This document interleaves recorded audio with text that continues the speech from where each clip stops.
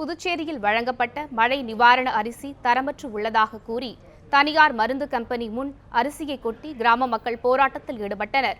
புதுச்சேரி காலாப்பட்டு பகுதியில் அமைந்துள்ள தனியார் நிறுவனம் 4 கிராம மக்களுக்கு பாதிப்பு காலங்களில் நிவாரணங்கள் வழங்க அரசிடம் ஒப்பந்தம் செய்துள்ளது. இந்நிலையில் கடந்த 1 மாத காலமாக தொடர்ந்து மழை பெய்து வந்ததால் அங்கு சுற்றியுள்ள 4 மீனவ கிராம மக்கள் வேலைக்கு செல்ல முடியாத நிலை ஏற்பட்டது. இதற்காக அப்பகுதியில் மக்களுக்கு நிவாரணமாக 25 கிலோ அரிசி 10,000 ரூபாய் பணம் வழங்க வேண்டும் என்று கோரிக்கை வைக்கப்பட்டது. இதற்காக அந்த தனியார் கெமிக்கல் நிறுவனம் அரசுடன் ஒப்பந்தம் செய்து அரிசி வழங்கியது. நிவாரணமாக வழங்கிய அரிசி தரமற்று உள்ளதாக கூறி அந்த நிறுவனத்தை முற்றுகையிட்டு அமைச்சர் ஷாஜகான் தலைமையில் 500க்கும் மேற்பட்டோர் போராட்டம் நடத்தினர். தரமற்ற அரிசியை மாற்றி வழங்குவதாகவும் நிர்வாகத்திடம் பேசி ரேஷன் கார்டுகளுக்கு பணம் வழங்கப்படும் என்றும் தெரிவித்ததை அடுத்து பொதுமக்கள் கலைந்து சென்றனர்.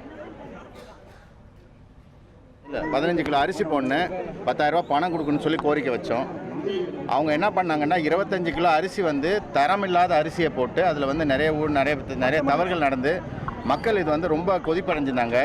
எனவே நாங்கள் இன்றைக்கி மேனேஜ்மெண்ட்டில் அவங்க போட்ட அரிசி தரமில்லாத அரிசி மீண்டும் அதை நீங்கள் மாற்றி கொடுக்கணும்னு சொன்னோம். அதுக்கு அவங்க மேனேஜ்மெண்ட்டில் அவங்க ஒத்துக்கிட்டாங்க. அவங்க என்ன சொல்கிறாங்கன்னா நாங்கள் எந்த அரிசி போட்டோமோ அதை மாற்றி கொடுக்குறோன்னு சொல்லியிருக்காங்க.